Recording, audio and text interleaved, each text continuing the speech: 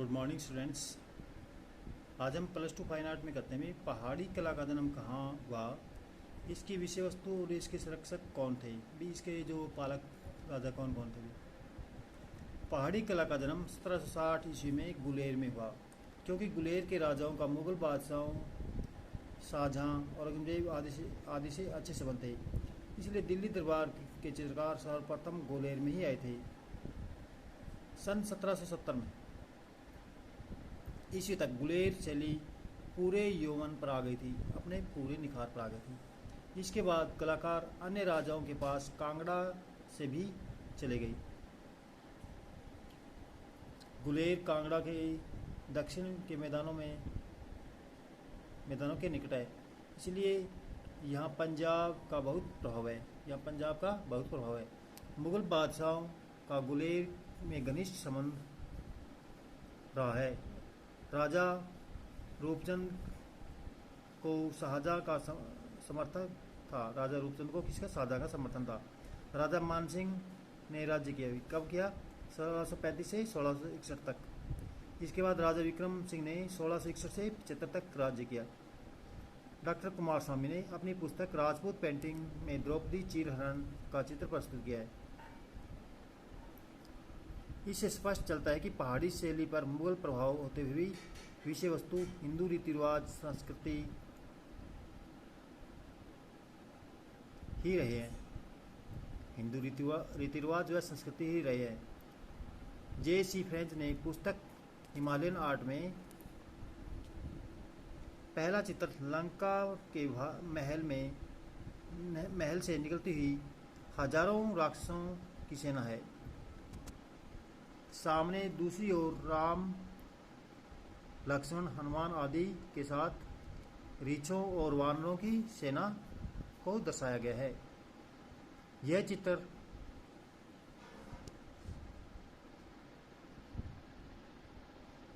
हमीरपुर में बनाया गया, जो गुलेर से 5 किलोमीटर दूरी पर है। गुलेर राज्य का मुगल राज्य के साथ पतन हो गया।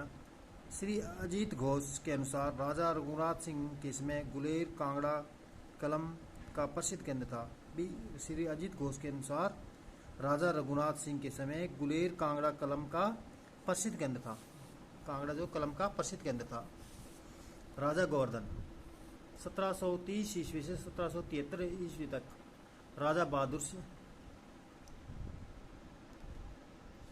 गोवर्धन जो 1730 से 1773 तक बड़ा बहादुर राजा था। बहुत अच्छा घोड़सवार भी था। घोड़े की सवारी करते हुए बहुत सुंदर चित्र मिलते हैं। गुलेर के चित्रों में 14 चित्र रामायण से संबंधित मिलते हैं। अनुमान है कि चित्र राजा दिलीप के समय बनाए गए हैं। अधिक चित्र धार्मिक है। अधिक चित्र क्या है? धार्मिक है, जो रामायण व महाभारत से संबंधित ही है मिले हैं। गुलेर शैली के चित्र हिंदू धर्म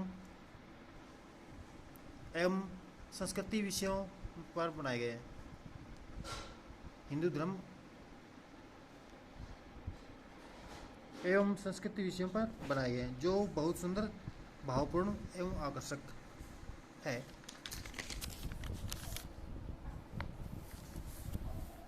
इन चित्रों गुलेर शैली के चित्रों की विषय वस्तु